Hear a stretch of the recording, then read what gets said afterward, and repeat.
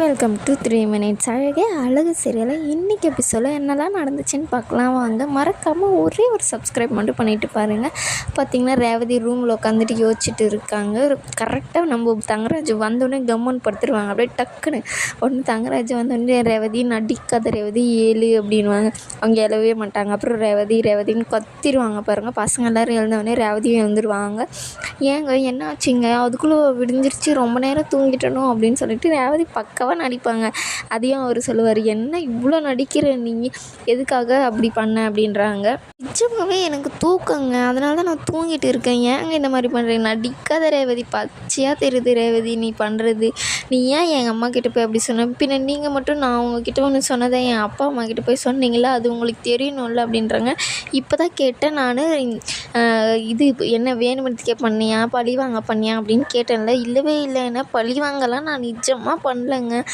ஒருத்தர் உங்ககிட்ட நம்பி ஒரு விஷயத்த சொல்கிறாங்க, அது நீங்கள் எப்படி இருக்கணும் அப்படின்றதுக்காக தான் நான் சொன்னேன்.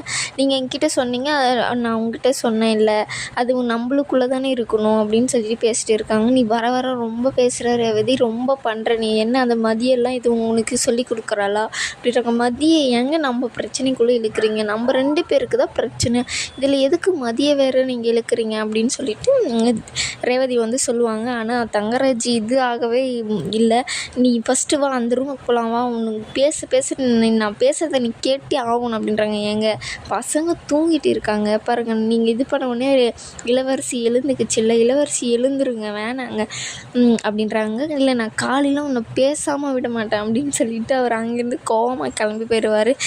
ரேவதி ஐயோ எப்படியோ தப்பிச்சோம் அப்படின்ற மாதிரி வந்து இருப்பாங்க. அதுக்கப்புறம் பார்த்திங்கன்னா சுரேஷ் வந்து ஃப்ரெஷ்ஷெல்லாம் ஆகிட்டு வந்து அந்த ட்ரெஸ் எல்லாம் அந்த இதில் போட்டுட்டு இருக்காங்க. நம்ம மதி வந்து உக்காந்துட்டு வேலை என்ன பண்ணுற அப்படின்றாங்க. இல்லை வேலை தேடிட்டு இருக்கேன், வேலைக்கு அப்ளை பண்ணிகிட்டு இருக்கேன் அப்படின்ற மாதிரி மதி வந்து சொல்லுவாங்க.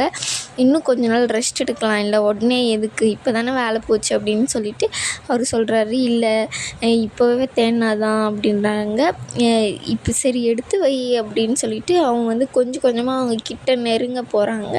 அதுக்கப்புறம் பார்த்திங்கன்னா ஃப்ரெண்டோட தங்கச்சி வந்து வேலை செய்கிறாங்க, அவங்கக்கிட்ட வேணால் நம்ம கேட்டு பார்க்கலாமா. இல்லை வேணாம், நானே என் வேலையை பார்த்துக்கிறேன் அப்படின்றாங்க. எப்போதான் நீ வேலைக்கு போகிற அப்படின்னு சொல்லிட்டு கொஞ்சம் கொஞ்சமாக அவங்கள நெருங்க பார்க்குறாங்க. ஆனால் மதிக்கு வந்து தெரிஞ்சிருது. அப்பயும் அவங்க கண்டுக்காத மாதிரி சொல்கிறாங்க. ஒரு கேள்விக்கும் ஒரு பதில் சொல்கிறாங்க. இந்த மாதிரி நான் படித்த உடனே வேலைக்கு போயிட்டேன், அதனால தான் அப்படின்றாங்க. ரொம்ப வருஷமாக வேலை பார்க்குறியோ அப்படின்றாங்க. ஆமாம் அப்படின்னு சொல்லிட்டு அவங்க 2 பேரும் பேசிட்டே இருக்கும்போது சுரேஷ் வந்து மதி மேலே கை வைக்கும்போது மதி வந்து கையை இது பண்ணி விட்டு ரொம்ப கோவம் வந்துடும்.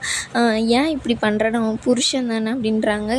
இல்லை வேண்டாம், இப்போ வேண்டாம் அப்படின்ற மாதிரி அவங்க சொல்லும் போது, ஏன் இப்படி பண்ணுற அப்படின்னோடனே, நான் உன் புருஷனாக இருந்தால் நீங்கள் பண்ணுறதெல்லாம் நான் பொறுத்து போகணுமா, கல்யாணத்துக்கு முன்னாடியும் சரி கல்யாணத்துக்கு அப்புறமும் சரி நம்மளுக்குள்ளே ஏகப்பட்ட பிரச்சனை இருக்குது, அதெல்லாம் சரி பண்ணி நம்ம 2 பேரும் ஒழுங்காக இருந்துட்டு அதுக்கப்புறம் வாழ்க்கையை ஸ்டார்ட் பண்ணலாம் அப்படின்ற மாதிரி மதி சொல்லுவாங்க.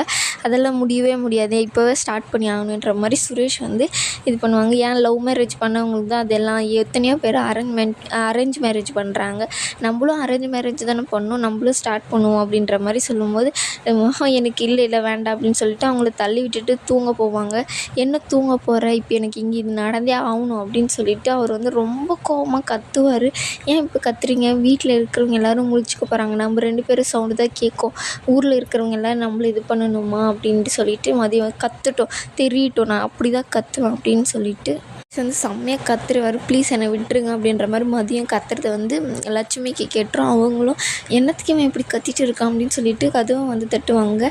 உங்கள் அம்மா எழுந்து வந்துட்டாங்க பாரு, நான் தான் சொல்லினே இருந்தேன்ல நீங்கள் கத்தாதீங்க அப்படின்னு சொல்லிட்டு, தெரியட்டும் நான் எவ்வளோ கேவலமாக வாழ்ந்துட்டு இருக்கேன்னு சொல்லிட்டு, ஒன்றும் இல்லை நீங்கள் போங்க அப்படின்ற மாதிரி பார்த்து மதி வந்து சொல்லுவாங்க லட்சுமிக்கிட்ட. ஒன்றும் இல்லையா, அவன் கத்துறது ஊருக்கே கேட்குது, ஒன்றும் இல்லைன்னு நீ சொல்கிற, பின்ன என்ன அப்படின்னு சொல்லி வேஸ்ட்டு, நீ வெளியே வா அப்படின்னு சொல்லிட்டு அவங்க சுரேஷ் மதியை வந்து வெளியே கூட்டிகிட்டு வந்துடுறாங்க. அப்புறம் எல்லாருமே வந்துடுறாங்க. கத்துவார் அவர், நீ என்ன பண்ணுற அப்படின்னு சொல்லிட்டு கத்துவார். அப்புறம் இவங்களும் மலரும் வந்துடுவாங்க, பாக்கியராஜும் வந்துடுவாங்க, அவங்க அப்பாவும் வந்துடுவாங்க. என்ன இங்கே கத்திட்டு இருக்கீங்க, நீ ஒன்றும் இல்லை நீங்கள் போங்க, ஒன்றும் இல்லை ஊரே எழுப்புற மாதிரி சவுண்டு கேட்டு தான் நான் எழுந்து வரேன், ஒன்றும் இல்லைன்றீங்க நீங்கள் எல்லோரும் அப்படின்னு சொல்லிட்டு நீ வாழவே விட மாட்டிங்களா, சாகடிக்கு எங்களை 2 பேரும் சண்டை போட்டே அப்படின்ற மாதிரி எல்லாம் சொல்கிறாங்க. பின்ன என்னப்பா வாழவே இல்லை நான் ஒன்றும், இப்போ கொஞ்ச நேரம் கம்முன்னு இருங்க மதி சொல்லுவாங்க, இப்போ கம்முன்னு இருக்கிறதா, நீ என்ன டெய்லி சாவடிக்கிற அப்படின்னு சொல்லிட்டு ஒரு நிம்மதி இருக்கா எனக்கு அப்படின்னு சொல்லிட்டு இதோடு இந்த எபிசோடு முடிக்கிறாங்க.